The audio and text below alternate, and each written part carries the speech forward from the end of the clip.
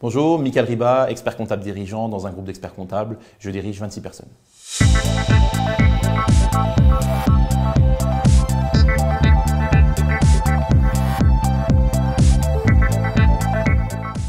On embauche des apprentis de manière très récurrente.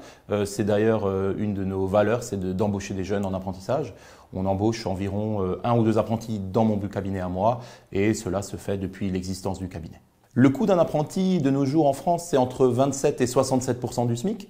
Le coût est limité à ce montant-là puisque les charges sociales et patronales sont très limitées. La plupart sont exonérées sur le bulletin de paye. Et derrière, en plus, sur les nouvelles subventions que l'État accorde, entre 5 000 et 8 000 euros de subvention la première année, c'est un coût qui est quasiment nul pour la première année.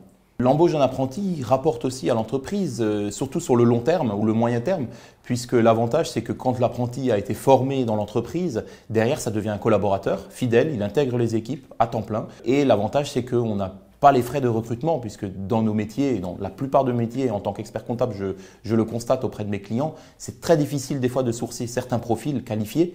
Et l'avantage de l'avoir formé en interne, c'est qu'on évite des frais de recrutement derrière, qu'on arrive à composer des équipes avec des profils plus jeunes, plus dynamiques. Et c'est vraiment le principal apport de l'apprentissage, c'est de voir ça à moyen et long terme.